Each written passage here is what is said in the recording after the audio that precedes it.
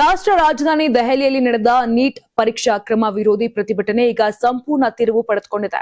ವಿದ್ಯಾರ್ಥಿಗಳ ಪ್ರತಿಭಟನೆ ವೇಳೆ ಕರ್ತವ್ಯದಲ್ಲಿದ್ದ ಪೊಲೀಸರ ಮೇಲೆ ಹಲ್ಲೆ ನಡೆದಿತ್ತು. ಇದೀಗ ಆ ಕಾಕಿ ಸರದಿಯಂತೆ ಎನ್ನುವ ಮಾತುಗಳು ಕೇಳಿ ಬರ್ತಾ ಇದೆ. ಹೌದು, ಪೊಲೀಸರ ಮೇಲೆ ನಡೆದ ಆ ದಾಳಿಯನ್ನ ಖಂಡಿಸಿ ನಿವೃತ್ತ ದೆಹಲಿ ಪೊಲೀಸ್ ಅಧಿಕಾರಿಗಳು ಜಂತರ್ ಮಂತರ್ನಲ್ಲಿ ಬೃಹತ್ ಪ್ರತಿಭಟನೆಗೆ ಕರೆ ನೀಡಿದ್ದಾರೆ. ಅಸಲಿಗೆ ಅಲ್ಲಿ ಆಗಿದ್ದೇನು? ನೀಟ್ ಪರೀಕ್ಷಾ ಅಕ್ರಮ ವಿರೋಧಿಸಿ ಕಾಕ್ರೋಚ್ ಜನತಾ ಪಾರ್ಟಿ ಅಂದ್ರೆ ಸಿಜೆಪಿ ನೇತೃತ್ವದಲ್ಲಿ ಜುಲೈ 20ರಂದು ಸಂಸತ್ ಭವನ ಚಲೋ ಪ್ರತಿಭಟನೆ ನಡೆದಿತ್ತು.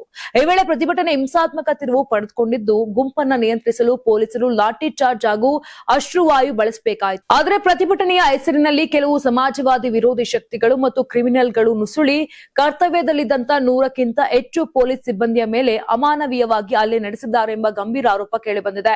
ಫೇಶಿಯಲ್ ಸ್ಕ್ಯಾನ್ ತಂತ್ರಜ್ಞಾನದ ಮೂಲಕವೂ ಇದರಲ್ಲಿ ಕ್ರಿಮಿನಲ್ಗಳು ಭಾಗಿಯಾಗಿರುವುದು ದೃಢಪಟ್ಟಿದೆ.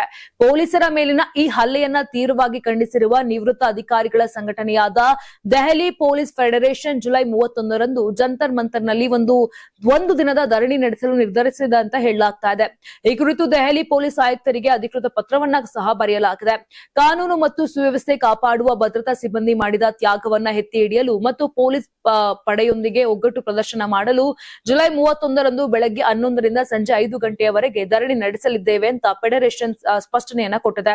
ಮತ್ತೊಂದು ಕಡೆ ಈ ಇಡೀ ಘಟನೆಗೆ ಸಂಬಂಧಪಟ್ಟಂತೆ ಸುಪ್ರೀಂ ಕೋರ್ಟ್ ಕೂಡ ಗಂಭೀರವಾಗಿ ಸ್ಪಂದಿಸಿದೆ.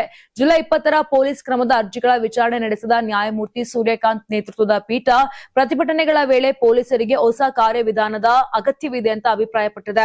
ಅಲ್ಲದೆ ಯಾರು ಅತಿಯಾದ ಬಲ ಪ್ರಯೋಗ ಮಾಡಿದ್ದಾರೋ ಅಥವಾ ಕಾನೂನನ್ನ ಕೈಗೆ ತೆಗೆದುಕೊಂಡಿದ್ದಾರೋ ಅಂತವರ ವಿರುದ್ಧ ಸಂಪೂರ್ಣ ಸ್ವತಂತ್ರ ತನಿಖೆ ನಡೆಸಿ ಹೊಣೆಗಾರಿಕೆಯನ್ನು ನಿಗದಿಪಡಿಸಬೇಕು ಅಂತ ಸುಪ್ರೀಂ ಕೋರ್ಟ್ ಕಠಿಣ ಎಚ್ಚರಿಕೆ ನೀಡಿದೆ.